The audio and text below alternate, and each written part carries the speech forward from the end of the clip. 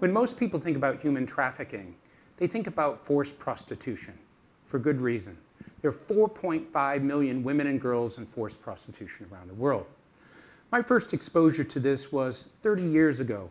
I was living and working in Nepal. I was a public health officer, and my job was basically to translate resources into healthier people.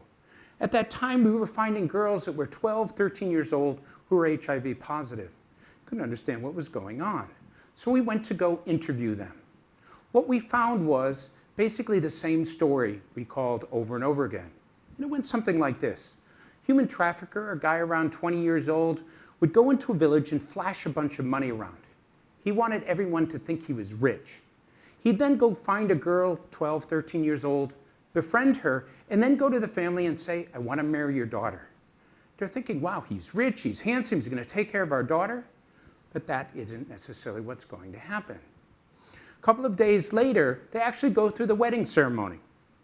After that, he says to the family, I'm going to take your daughter to Kathmandu, the capital, but don't worry, I'll be back in 3 months. But instead, he takes her to Mumbai, India, to the red light district where the brothels are. He puts her in a room and he says, honey, stay here.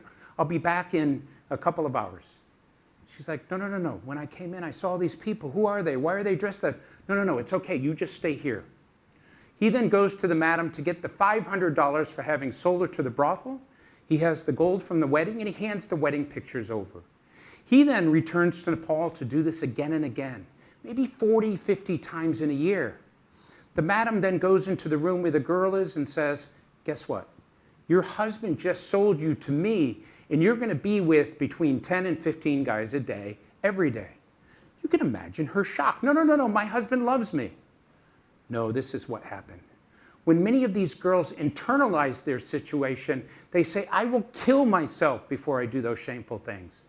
The madam then takes out the photograph of the wedding and says, is this your mother, your father, your brother? If you hurt yourself, we'll hurt them. So she's trapped in this situation where she's forced into prostitution. In order to make her into a prostitute, it's quite simple. You bring in a couple of professional rapists, and over a 2-day period of time, they'll take this girl and rape her 30 or 40 times until eventually she just lays back and accepts whatever happens to her. After that, she's put on the line, which means she will be with between 10 and 15 guys a day, every day, until she gets what's called black eye, which is where she's so depleted spiritually and emotionally and physically that nobody wants her. So they throw her out onto the street. So I was hearing this story over and over again, but I didn't understand the evil of it until I actually went to those brothels. I was invited by the government of India to do public health checks. I went from brothel to brothel. I had a policeman with me the entire time that I was there. I went into one brothel, and there was an 11-year-old trafficking victim. She saw this Caucasian guy, saw this opportunity, literally ran up and wrapped herself around me, said, save me, they're doing terrible things to me. I looked down at this child who was hysterically crying. I turned to the police officer and said, we need to get her out of here. He said, we can't do that. So what are you talking about? You're a cop. He said, if we try to leave, they'll kill us both. To make a long story short, we left, we came back with a lot more police, but of course she was gone. Now, I told that story because I wasn't one of those 15-year-olds that say, when I grow up, I want to be an activist. In fact, I did everything I could not to be one. But every once in a while, we are tested in life. That was my big test. I failed miserably. And for a long time, I had nightmares, I couldn't sleep, and I did what a lot of activists do. I surrendered to the fact that now that I know about this, this is what I'm going to do with my life. 30 years later, here I am presenting to you.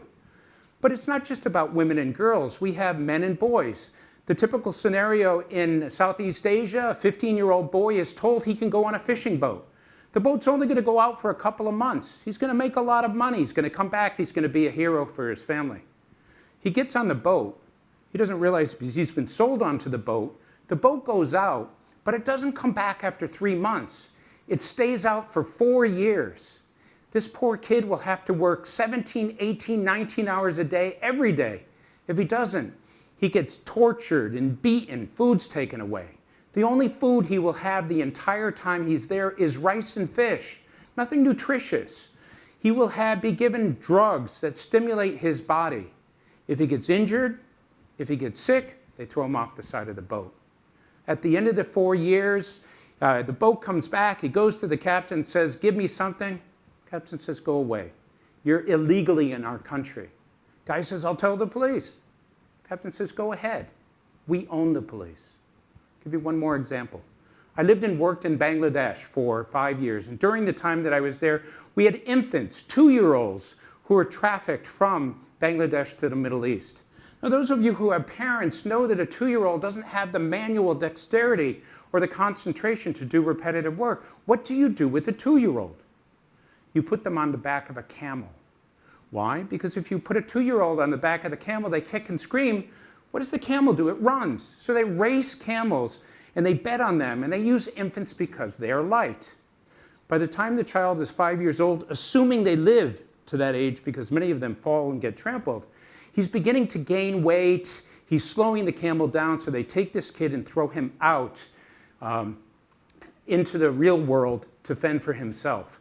So at a time when most 5-year-olds are beginning their life, you have a 5-year-old boy by himself in a situation where, for the most part, he has to fend for himself. All of these things that we're talking about fall into the category of what we call human trafficking. Now let's talk about human trafficking for a moment. Human trafficking was the terminology that was used because in the early days we had a situation where a person was going from one country to another as examples of what this phenomena was. And so they said we needed a rubric that showed movement. So like drug trafficking, where drugs are taken from one place to another, or arms trafficking, taking from one place to another, human trafficking was the terminology. But over time, what people realized was a situation where, wait a minute, does it matter if a person goes from one country to another, or from one city within a country to another, or from one side of the street to another? Isn't it more of a relevance that if a person doesn't get paid, if they can't leave, if there's violence and threats, shouldn't we focus on the exploitation? So over time, what happened is human trafficking was switched over to slavery. But then people said, well, wait a minute, slavery happened a long time ago. So they put the word modern next to it. So human trafficking is the means to which a person gets into the outcome, which is modern slavery, and we're hearing about that all over the world. So, okay, so we have slaves in the world. Some people might ask the question, well, we may have some in Africa, Latin America. There's got to be a few thousand of them. Actually, there's a lot more than that. There's over 40 million people in modern slavery. In fact, there are more slaves today than any other time in history. More slaves today than any other time in history. 62% of them are here in Asia, basically for two reasons. There's a lot of Asians. China, 1.37 billion people. India, 1.27 billion people. Then you have Pakistan, Japan, Philippines, Indonesia, all have large populations. Second, you have remnants of feudal systems that have never been completely dismantled all across Asia. You go to Beijing, very well-running modern city, go 20 kilometers outside, and what you will find are these feudal systems that exist that exploit people that have been there for almost ever. When it comes to the 40 million, we have it broken down into a couple of subsets. About 38% of them is forced marriage. This is where people are forced to enter into a marriage to work. And 62% of them would be in forced labor. And then when you break that down again, you find that 19% of them would be in forced prostitution, 64% in more traditional fishing boats, agriculture type situations. And so we're able to now count and look at the numbers of people who are in these circumstances, and that gives us a general sense of what the problem is. Another thing that's really interesting about this is the fact that with all of the variations on human trafficking, in some cases you have things that are more labor related, like fishing boats and sweatshops, and others that have less of a labor emphasis, forced marriage or begging, or you have a situation where an individual, like a domestic helper, is by themselves, or you have people in a situation where they're working in a sweatshop with many other people. Because of this variation, it's very difficult to come up with interventions in order to address modern slavery. In terms of the number of people who are adding to this number over time, in a year, 9.2 million people, in a day, about 25,000 people, or in the time it takes us to do this presentation, approximately 1,000 people will enter modern slavery around the world. The last statistic that always gets me is that there's a new slave every 4 seconds. 1, 2, 3, 4. Somewhere in the world you have somebody entering into modern slavery, and the drug beats on and on and on. When it comes down to a breakdown between kind of forced prostitution and forced labor, most people think that what we're talking about here is forced prostitution because we hear that so often. But in reality, over 80% of what we're dealing with here is forced labor. And as it relates to us as consumers, 60% of that number are associated with the electronics, the footwear, the apparel, the food, the fish that we buy. So as consumers, we are contributing to modern slavery because of our consumer behavior. We don't always know when we're buying something that might be tainted by modern slavery, but for the most part, we've all contributed to that. And like the kind of emphasis in the environmental movement of the carbon footprint being part of us, we also are contributing to human trafficking as consumers.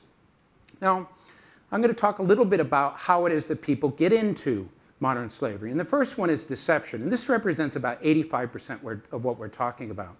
Imagine if you were a person and somebody came to you and said, I'll give you $1 million for a job. You only have to work 4 days a week. You can have 2 hours off for lunch. I'll give you a house, a car, 3 months of vacation, and you can live everywhere in the world you want. If it was real, everybody would be excited about that. It's a great opportunity. But most of us would be thinking, is this too good to be true? Well, in reality, most times it isn't. But imagine if you're in a situation where basically you are a migrant and you've never made more than $2 a day, and somebody comes up and says, I'll give you $4. And instead of working 16 and a half hours, you only have to work 15 hours, and I'll give you 2 hours off on Sunday. But you have to make the decision right now. So maybe the person's thinking sounds too good to be true. But what if it isn't? What if it's that one time in a person's life when they get a break, the person can get a motorcycle, a tin roof, and so many people accept this, get taken away, and then they're forced into a situation. The second is debt. So in this particular situation, let's say a person needed $1,500 for an operation for their family member, Hong Kong dollars. Didn't have the money, went to a loan shark, borrowed the money. Operation took place, it was very successful. After that, he tries to pay the loan shark back with $2,000. $2,000, I need $20,000. Now you may basically say that's not fair. Well, what we're dealing with here are criminals. They don't have to be fair. So oftentimes what happens is people get cheated in this indebted situation, and they get into a situation where for the most part, they will be forced to pay this back. They get in a situation where they're made to basically work, and that's how they hold people in place. When it comes to kidnapping, a lot of us think that's how people get into human trafficking. It happens, but not very often. Partly because if you trick or deceive or force a person into human trafficking against their will, and they're going kicking and screaming, somebody might see it. So most people who enter into human trafficking are deceived. When it comes to the things that are used to address modern slavery, there are basically 3 interventions. The first one is prevention, and prevention is exactly what it sounds like. You try to prevent a person from getting into human trafficking. And so we have programs all over Asia that basically go and try to get migrants not to migrate from one place to another because of the potential risks that exist in there. But the problem with this approach is that most migrants who have been trafficked, who come back, lie about their experience. So it's very difficult to find somebody who's saying, yes, I did this, it got bad for me. And so as a result of that, a lot of people don't take the advice and guidance. The second is using legal systems to go after bad guys. The trouble with this is that human trafficking isn't one crime like a rape or a robbery or murder. It's multiple crimes that are put together. And there's almost formulas that have to be used to determine whether or not a person is a trafficking victim or not. And so it's very confusing for law enforcement. And so a lot of law enforcement people don't feel it's really their job to go after forced labor type situations. The last situation is protection. And in this, you basically have a person who has been trafficked, and afterwards, somebody comes and takes them to a shelter, somebody helps them out, somebody gives them the skills and the means to be able to move on with their life. All of these different interventions are used by the counter-trafficking world to address the issue. Now, when it comes to who's supposed to be addressing these problems, it's supposed to be governments. But a lot of governments don't like this topic. It's embarrassing for the government of Hong Kong or for Thailand or Cambodia or Indonesia to have slaves. Many of them do things, but not nearly the number of things that they need to do in order to make a difference. I worked for the United Nations for years. I'll put my hand on my heart when I say this. I believe in the United Nations system, but I spent a lot of time in five-star hotels, eating really good food, basically talking about poverty. There was a real disconnect between what we were supposed to do and what we were actually doing. So the groups that are doing most of the work are the NGOs, the non-government organizations that are out there on the front lines, working with the victims, trying to shut down these programs and so forth. So if we stop and look at the statistics, 81% of what we're talking about is forced labor, and 60% of that is associated with supply chains. This is where our food comes from. This is where basically we get our electronics and so forth. Another group that has to be involved in this is the private sector. But if you think governments don't like this topic, the private sector hates it because they're often on the receiving end of somebody pointing a finger and saying, it's because of your greed that you would actually use slavery in order to get shareholder profits. In reality, this is not the case. Private sector would never do that, but consumers believe that, and that's a big problem for the private sector. So what I'm going to do now is I'm going to show you the report card for the number of people who basically have been helped last year out of modern slavery. There's 40 million people. How many of them got out last year with all of the NGOs and governments and public sector activities taking place? Then I'm going to show you out of 500,000 criminals, how many criminals basically went to jail. Think about what a good number would be. And here are the results. Last year, out of 40 million people, only 100,000 people were helped. That's 0.2% of the victims, not even 1%. Out of 500,000 criminals, you had a situation where only about 8,000 of them were put in jail, 0.8%.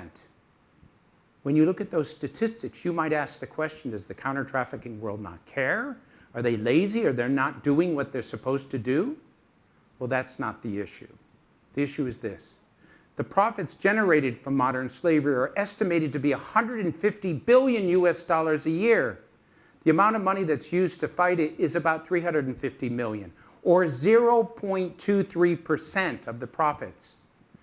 To put this into perspective, in the United States, we eat a lot of potato chips, $6 billion worth of potato chips a year. It takes 21 days of potato chip eating in the United States to come up with the amount of money that's used globally to address modern slavery. So the profits are this big, the amount of money to fight it is this big. You can see what it is that we're up against. Another thing is the scale. There's only about 15,000 do-gooder types that work for the NGOs and the governments that work on this full time compared to 500,000 greed-incentivized criminals. We have to follow rules and regulations. We have to do things according to a plan. If they find that anyone's coming after them, they can mutate and they can change in a millisecond. When it comes to this particular topic, when we present to the private sector, we often have people express disbelief. You NGO types are always coming up with these numbers. They don't believe it's actually happening. And if you have a receptive audience, then they will accept information. But if they don't accept the premise that there's 40 million people, it's really difficult to convince them. And lastly, we have a situation where general awareness of this is very low. So if I were in front of an audience, I would ask, how many of you knew even 20% of what I was talking about? And generally, I get very few hands because most people haven't been exposed to this. If you haven't been exposed to it, you're not going to care. If you're not caring, you're not going to do anything. So it's really important for people to have a better understanding of this particular modern slavery and how it works. So what I'm going to do now is I'm going to talk about the private sector and the relevance of the private sector to forced labor. Now, a lot of the discussion that I'm going to give you started as a result of that number, 0.2%.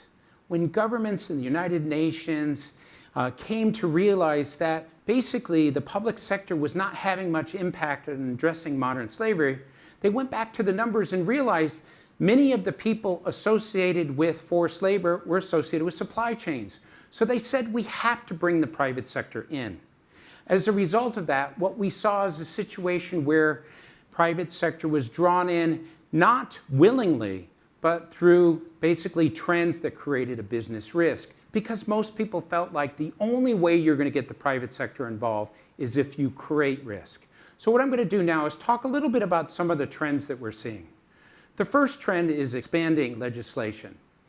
So prior to 2012, we had a situation where periodically governments and businesses and the United Nations would come together, they would debate and discuss human rights issues, modern slavery, and then often they'd come up with a report and they'd put that report out, they'd pat each other on the back. It would be available, but very few people used it because there was no incentive to use it. There was no reason to do things. So gradually over time, we saw legislation that was introduced. The first legislation was the California Transparency in Supply Chain Act. What this act basically said is that if you're a big company and you have profits of $100 million in either retail or manufacturing, and you have a single product in California, you basically have to say on your website what you're doing to address modern slavery. If you're not doing anything at all, and you say that, you're in compliance, but you have to say something. The purpose of this legislation was transparency, to allow consumers basically to see what companies are doing or not doing. What happened a couple of years later is the UK Modern Slavery Act came in. What they did is they lowered the ceiling from 100 million to 36 million pounds, but they added two additional things. Number one, an annual report, and that annual report has to be signed by the board of directors. What that did is elevated this issue from the compliance level to the board level. And then we saw the French legislation came in, Australian legislation, and we see pending legislation coming in the EU and Canada. But the transition is from initially just having transparency to annual reports to a situation where it's becoming more punitive. The Canadian legislation is actually saying if you are found to have forced labor in your business, you will be fined and penalized. We haven't seen that before. The second thing we're seeing is lawsuits. What we're seeing mostly are retailers who buy large quantities of possible commodities that are tainted with modern slavery being sued because they're doing that. And the plaintiffs want them to use their influence to make things better. In one case, there was actually a situation where the plaintiffs wanted there to be on the side of the tuna fish a clause that said this product could be tainted by modern slavery. Now, if you were a consumer, you went into a grocery store and picked that up, I don't think you're going to buy that product. So obviously, this creates a business risk for that organization. When it comes to the cocoa industry, they've been sued for years, partly because in Africa, where the beans come from, it's often fraught with child labor and forced labor circumstances. So a situation where lawsuits can get a lot of publicity is a business risk. It leads to the potential for naming and shaming. Another trend that we see is increased media coverage. What we're seeing is that articles and exposés related to modern slavery are nearly doubling every year for the past 5 years. Now, in the 1990s, you couldn't pick up a paper and not read something about HIV/AIDS. Nearly every day we saw articles and exposés on that because it was a phenomena. It was a period of time that focused on that. When was the last time you saw an HIV/AIDS story? What happened is the environmental movement came and replaced that, did that for 15 years, and now the new issue of our time is modern slavery. So what we're seeing is that environmental coverage is going down, modern slavery is going up, because people are interested in the topic. They want to know about the topic. And so you will expect to see more and more of this over time. And this could last for quite some time. People want to get their teeth into it. People want to see what's being done to address it. Another one is that there were consumer groups that professionally work in order to name and shame companies into doing something. There's this one particular organization, I won't mention them, that has a list of 9 million people on their database. When they think that a company is doing something wrong, they send to each of those 9 million people a message saying, can you send an email or a letter to this company? In this particular case, what we're seeing here is palm oil. And so this company went after a particular organization, got all of these people to send these emails. Imagine if you worked for that company, you had a great weekend, you come in on a Monday, you open up your email, and you find 9 million angry emails. You can imagine that this isn't a good thing for that company, and it obviously has the potential to hurt their reputation. The last thing is the investment world.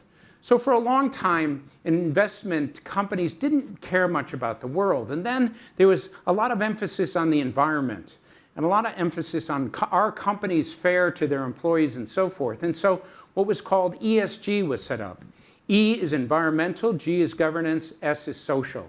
The E and the G are fairly well established in that they have metrics to address this. But the S side never really had that much in the way of metrics. And so what are happening now is you're finding that teachers' unions are beginning to ask the question, how do we know that our retirement fund isn't supporting modern slavery? So what we're beginning to see is an emphasis on companies asking the questions, how do we ensure that if we are investing in a particular manufacturer, that there isn't a problem? And so the SDGs, the Sustainability Development Goals that are used to measure kind of the impactor things, and the ESG are coming together. And there's an emphasis on trying to measure investments to ensure that there isn't any tainting associated with it in modern slavery. And the reason for this is simple. There's a large number of people who are millennials now who really do care about the world. In fact, 84% of the millennials say that they value the investments that they have. In addition to that, the millennials in the next decade are going to be overseeing over $30 trillion in investment. And so as they move into this space, bringing their morals and their ethics into it, you're going to see more of an emphasis on this. So all of these things that we're talking about here have created an incentive for governments to get the private sector to be involved in addressing modern slavery. And this trend has kind of transcended the banking world, the retail world, the manufacturing world, the hospitality world. What I'm going to talk about now is modern slavery and supply chains. And this includes both manufacturers and retailers that have supply chains that sometimes are quite extensive. Some supply chains have 3 tiers, some have 4, some have 6. All of them basically have various levels where exploitation can take place. Now, one of the things that I have found over the years is that within manufacturing companies, there are certain people who know a lot about modern slavery. They're the compliance people, the risk assessment people. But when it comes to the C-suite or the directors or many of the other employees, the awareness is very low. And as a result of this, there may be systems and procedures in place that are very highly exploitative that nobody really looks at. So it's extremely important for companies to train many people who may have relevance to this so that they understand this particular vulnerability. So let's talk about a standard supply chain. Let's use a 3-tier one. Let's say that it's a footwear and apparel type company that's making a running shoe. Tier 1 would be where the actual shoe is being made, where you take the rivets and the shoelaces and the zippers and the soles and you put it together. Tier 2 is where the rivets and the zippers and the soles are made individually and then given off to Tier 1. And below that, Tier 3 would be where the raw materials, the rubber, the cotton, and so forth come from. Now, many branded companies have been auditing Tier 1 for many, many years. For 25 years, you generally do not find a problem at Tier 1. But with new legislation, the expectation is that you have to go to the second and into the 3rd tier and audit this. Now, this is the issue. Let's say that you were auditing 1,400 Tier 1 companies, and now all of a sudden you have to do all the Tier 2s and 3s. That means you go from 1,400 to maybe 5,000. So you can see the difficulties that manufacturers have. Who's going to pay for those audits? How are we going to go about doing all of that? And so what we're seeing is a shift in the industry where manufacturers will be sharing audit information, there'll be databases and so forth, and there's a lot of transition that's taking place related to that particular topic. So when it comes to kind of the vulnerability related to supply chains, a report that came out of the UK said that 72% of supply chain professionals thought that they didn't know what was really happening down below the top tier. And this is common. We see this all over the world. Another survey that was done in Australia said that 78% of these supply chain professionals felt like they already had modern slavery or forced labor in their supply chains. So what we're talking about here isn't something that's hypothetical. It's real. And it's something that organizations have to take into consideration when they address what they need to do in order to protect their business. So there are certain kind of risk factors that we often see. The first one relates to the recruitment process itself. And I think that this is probably 60% of the problem, maybe even 70%. Where, let's say a person in Nepal is told that they can make 150 or 200 US dollars in another country as opposed to the 30 US dollars that they're making in there if they go through a migratory process. So they get recruited. The recruiter talks about how you're going to make all this money, your life is going to be better, everything's going to be good. The person says, but you have to put up 1,500 US dollars. Well, I don't have that money. It doesn't matter, we'll lend it to you. You'll make it back very quickly. So they enter into an agreement, they go through all of the process, they end up getting to the destination country, but they don't realize that there's all kinds of fees and extra things that are added to this, and before you know it, they end up working for 2 or 3 or 4 years, and they don't get paid anything at all, because the system is set up to cheat them. And so this recruitment issue is a major risk factor associated with things. Another would be contracts. So the person signs a contract in Nepal, they can read it, everything is fine, but when they get to another location, basically they're given a totally different contract in a different language. They look at it and they say, well, I can't sign this, I can't read it. They say, you have to sign it. I can't, you don't sign it, we'll send you back. And so you have a situation where the person is forced to sign it, but what that contract does is it adds all kinds of additional conditions about overtime and payment and fees and so forth, and it cheats the individual out of the amount of money they're supposed to have. So those wage deductions and those withholdings become a very big vulnerability because it can result in a situation where the person isn't even making enough money to survive in their situation, and so they have to borrow even additional money. Another thing is document retention, where you have a situation where the factory holds their documentation. Now, for most of us, if we were in that kind of a situation, we'd say, whatever, we're going to walk away, we'll go to the embassy, we'll get another passport. But if you're from Cambodia, maybe it took you 6 years to get that document, and if you lose it, you may never get another one back, and how are you going to get back to your country unless you have it? So document withholding is a major way of holding people in exploitative type situations. Another indicator are living conditions, where you basically have 8 or 10 or 15 people in a single room, a single bathroom. These living conditions are highly exploitative, and it's a good indicator that the company doesn't care enough to take care of these people's living circumstances. Chances are there are other issues and problems along the way. So these are all kind of indicators that are used in order to determine whether or not you have the possibility of modern slavery taking place. So what used to happen is companies would just do an audit of Tier 1, and maybe it had a couple of questions related to modern slavery, but that's changed.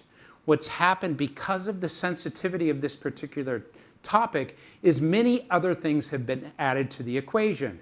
One thing is training.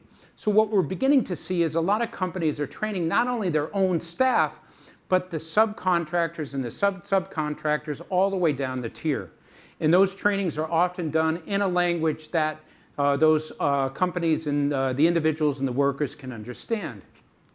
Another important part of the process is to allow workers to have access to tools that allow them to give feedback on their experience. There are hotlines, for example. There are apps that allow for a worker to be able to express what their situation is, and that information eventually makes its way to an NGO and then perhaps directly to the brand so that the brand knows what's actually happening on the ground. Policies are being put in place where within the company they identify all of the systems, processes, and procedures to ensure that they are not doing anything that's going to contribute to modern slavery. And as a result of that, what they do is that they look at everything and then they add language in that ensures that modern slavery checks and balances are taken into consideration. When it comes to recruitment process, once again, if a person comes from another country into a factory, the brand will look to determine whether or not there's any indebtedness. And if that indebtedness exists, they may have a policy that says that the factory has to pay that because the employee can't have any debt. Why? Because if debt exists, it allows for the factory to hold that person in place, and as a result of that scenario, exploitation can take place. Another thing we're seeing is that most brands only looked at the top tier, but what they're trying to do now is to map the top tier, the secondary tier, the third tier, and then to do spot checks within those locations in order to identify if there are any nefarious things that might be taking place. So when it comes to social audits, the audits that existed in the past that didn't really go deep into this are now being expanded with all of these other interventions taking place in order to ensure that manufacturers and retailers who have supply chains are protected so their businesses aren't going to be named or shamed, or they're going to lose reputational risk or anything if anything comes out. And this process is playing out all over Asia and the world, and it's resulting in a much safer situation for employees. We are the Mekong Club. We are a catalyst for change, engaging, inspiring and supporting the private sector to lead in the fight against modern slavery. We are a Hong Kong-based NGO. We work with organisations in a positive, collaborative, non-naming and shaming way to identify opportunities for change. We have a business association of 4 working groups that cover financial services, hospitality, retail and apparel and footwear, as well as a number of cross-sector industry initiatives. Together, we convene these groups on a regular basis. We create a safe space for companies to come together, to share best practice, to share the challenges and the roadblocks that they're facing when it comes to combating this issue. We work with these companies to develop tools, resources, innovative projects designed to tackle these challenges and move forward their industries as a whole. Our corporate tools are available for our members, and they're designed to guide companies through a journey when it comes to combating modern slavery. We start by understanding modern slavery. Often companies need to start here because they need to know what this issue is, how it affects them, how it affects their industry, and the steps that they should be taking in order to combat it. Next, we work with companies to enhance and develop very specific policies and procedures to combat modern slavery. We work on their road mapping, their anti-slavery strategies, and we review documents to ensure their business response is as strong as it should be. Modern slavery is pure profit.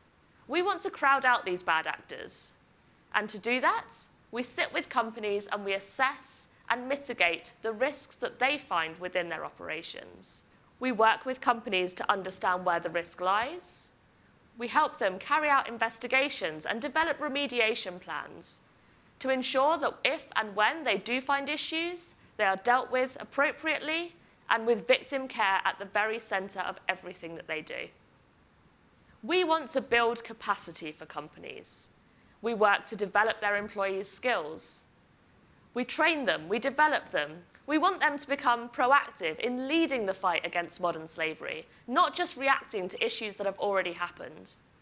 And finally, every single member of the Mekong Club should become an industry leader in this space. We work with companies, we get them to share best practice. They demonstrate to their peers that modern slavery can be eradicated without an impact on profitability. I'm now going to walk you through some highlights of our tools and resources that we have available to members at the Mekong Club. We have an e-learning platform. So this is a comprehensive platform of videos available in multiple languages. They are short videos coupled with infographics and quizzes designed to teach employees what modern slavery is, key legislation, terminology, testimonials from survivors, as well as very specific information on how this issue affects their industry. These videos are available in multiple languages. They're being used by companies in countries across the world, And also companies are able to use these videos to help educate their suppliers. We have developed a knowledge hub. Now, this is a carefully curated library of resources and news articles related to modern slavery. We update this on a regular basis, and it provides you with the most relevant, the most up-to-date information related to this issue. You can go into the Knowledge Hub, you can search by keyword, by country, by commodity, to find what you need quickly and easily. We also provide our members with monthly digests of the most relevant news and resources every single month straight into their inbox. Our Transparency in Supply Chains legislation tool breaks down the very complex world of modern slavery legislation into bite-sized pizzas. It gives summaries of the legislation and what the expectations are on your company in order to comply. It outlines exactly who is affected, what the requirements are for reporting, as well as any potential penalties for non-compliance. Crucially, we also provide best practice examples and common mistakes that companies make when they're adhering to this legislation to ensure we're improving as an industry as a whole. Our remediation toolkit has been developed to prepare companies. Chances are you are going to find risk or issues within your operations related to modern slavery. You need a plan in place to deal with this. Our remediation toolkit guides you through preparing a remediation plan and communicating this plan effectively with key stakeholders, so your suppliers, your employees, workers in supply chains. It then guides you on how to investigate potential cases of modern slavery and then remedy them in such a way where your business continues to thrive, but you also continue to support those victims that have been found within supply chains and ensure this issue does not arise in the same way ever again. At Mekong Club, we are passionate about generating thought leadership, about furthering the anti-slavery conversation between ourselves, our peers, and other organizations. We take our projects and we assess them on a regular basis. We report on what works, what doesn't work, where we think anti-slavery strategy is going in the future. All of our thought leadership and our research pieces are available online. Increasingly, asset managers and investors are starting to care about this issue. ESG investment is designed to measure whether or not a company or investment can be considered to be ethical. Well, currently, modern slavery within the S or social element of ESG is really lacking. We have come up with a set of indicators that can be used to assess a company's performance in their anti-slavery strategy. ESG indicators. These have been designed to be used by asset managers and to really reward those companies that are taking these steps in combating slavery. We have a number of technology-based innovation projects that we have developed in response to the challenges and the issues put forward by our working groups. Our research indicates a number of problems with the social audit process as it stands. Currently, when a social auditor goes into a factory to interview a worker, they may be interviewing them in front of a room of 20 of their peers, also potentially in a language that is not the first language of that particular worker. This makes it quite challenging to get the information that they need, and it also means there are privacy issues, as workers may not feel comfortable to talk about the reality of their situation when in front of their peers or even their management, especially in the case where they might be in a forced labor situation. The AppRise Audit app has been developed to combat this. So the auditor can bring the app into a factory or a location where they're looking to interview workers. The workers are given a headset, and they're able to listen to questions that have been developed in line with the ILO indicators of forced labor and answer on a phone in a private way. This data is then aggregated, and any red flags are displayed so that follow-up action and remediation action can take place. Another issue that we found within the kind of auditing process that's been put forward by our working groups is that of migrant worker employment documentation. We have instances where workers' employment contracts are confiscated, they might be changed, or they might not even exist at all. So we've developed the EMIN app. Now, this is a blockchain-enabled solution that allows for the recording and sharing of key migrant worker documentation using blockchain technology. It empowers the workers with a copy of their own information that they wouldn't necessarily otherwise have. And it also moves us away from a very heavily paper-based process that's prone to fraud, that's prone to error, or that's prone to abuse. Join the Mekong Club to tap into our network of industry experts. We can come to your offices. We can educate your staff on these issues. We can talk with your senior leadership and explain to them just how important their decisions are. We can review your policies, procedures, your anti-slavery strategies, and you will join a network of individuals that are experts in this field. We learn from each other, we share best practice, we share examples, and we learn and grow together. The Mekong Club is dedicated to uniting and inspiring the private sector in the fight against modern slavery. Join us, join our network, sign up your company to our working groups. Together, we can end modern slavery. I'd like to conclude with a story. This story will put into perspective kind of my feelings about what is modern slavery and what needs to be done to address it. So years ago, when I was living and working in Nepal, I desperately wanted to do something to help, so I decided I was going to write a book. As part of this book writing process, I went from shelter to interview the women and the girls in order to get the information that I needed. I went to one shelter and there was a girl named Gita, and every time I approached her, she said, no, I don't want to talk to you. But she sat and listened to all of the other kind of discussions that I had. When I finished up there, I stood up and I was walking towards the door, and Gita comes running up and says, I changed my mind. You can have my story. I was thrilled. Gita sat on one side of the table, the rest of us sat on the other side of the table. In over a 3-hour period, she told the worst story I had ever heard related to modern slavery. It was filled with rape and torture and disease and betrayal. She said she was raped 7,000 times and that she was dying of AIDS. At the end of this story, I honestly didn't know what to say. I paused. Finally, I turned to her and I said, wow, Gita, you must be so angry at those human traffickers for the horrific things they did to you. She paused and paused.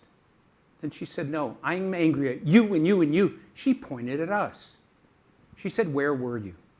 Said that every single day she woke up praying for somebody to come and help her. Nobody came. She said she went to school till she was 12. She knew that everything around her was right out in the open. Nobody was doing anything about it. She said she wasn't angry at the traffickers. She said they're just bad people being bad people. She said she was angry at the good people, at society, for not caring enough to allow a young girl to be commercially raped 7,000 times. Now, I tell this story because Gita inherently understood that in order to address this issue, it's not going to be a small number of people. The issue and the problem is too big, and we need everyone to come together. And so at present, we have the NGOs, and we have the governments, and we have kind of the United Nations. But what we're trying to do now is to add the private sector. Why? Because the private sector has something to offer. You have the skills, the means, the problem-solving ability, the resources, the networks to make a difference. And so we, the Mekong Club, believe that we should be working with the private sector in a positive, supportive way because we recognize the potential that the private sector has. And so that's part of the reason why we emphasize private sector involvement, because we're only helping 0.2% of the victims. We need to get that up to 2%, then up to 20%. We need to make a difference, and we need the private sector to be a part of that process. But I also say to people that after listening to this talk, there are things that you can do. And I often ask my audience to do one thing. If they do one thing in a year, they're doing something.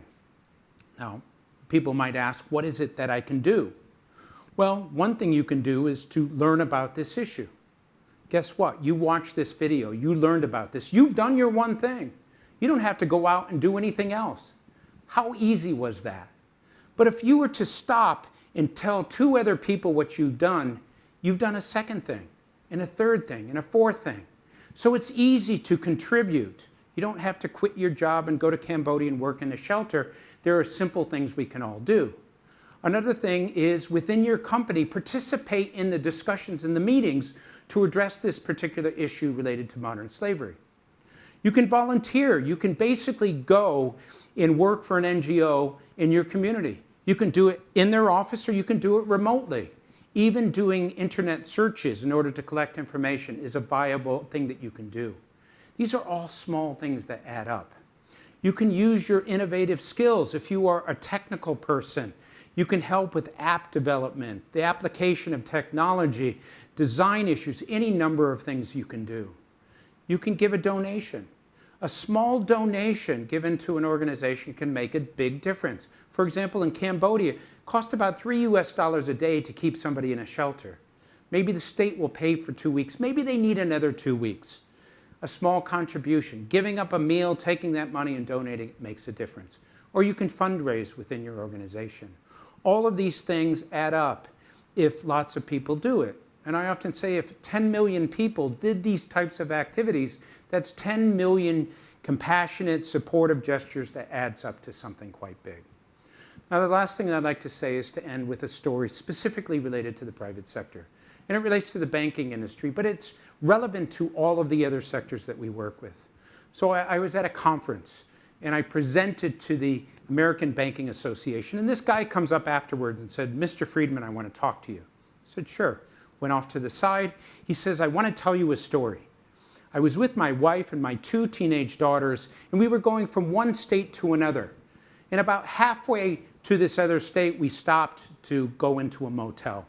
I got my wife and my 2 daughters settled. I went out to get food, and I saw this 14-year-old girl being dragged into a room. And I knew it was forced prostitution, and it was nefarious, and it was bad, and it really bothered me. I have teenage daughters. So I went to the manager, not knowing if anything was going to happen. She called the police. 20 minutes later, there was a police car there. 20 minutes later, this guy is being taken out in handcuffs. The girl's being taken away to the shelter. He said, "This was a milestone in my life. It was one of the most important moments of my life because I really helped somebody." So I turned to him and I said, "Well, what do you do?" He says, "Well, I'm in the banking world." I said, "Yeah, I get that. You're in a banking conference, but what do you do for the banks?" And he said, "I do anti-money laundering. I work on corruption cases, fraud cases." I asked him if he ever did cases related to human trafficking. He said, "Yeah, all the time." I said, "Dude, you do this work all the time. Every time you basically do what you need to do, it helps to identify a criminal activity, and the possibility of that same outcome happening happens." He didn't make the connection between what he was doing and the relevance and importance of this. But once he had that in his mind, it was as important as when he helped that girl at the motel. Now, I told this story in Singapore in front of a lot of bankers, and I had probably 20 people come up to me and say, "Nobody's really talked about the relevance and the importance of the work that we do in addressing modern slavery, but now we see it, and it makes us feel good." So whether you're working in a bank, whether you're working in a hotel, whether you're working in a retail site or a manufacturing site, if you are able to use your organizations and your skills and your procedures to identify forced labor and to address it, you are in fact contributing to making the world a better place. You are being heroic.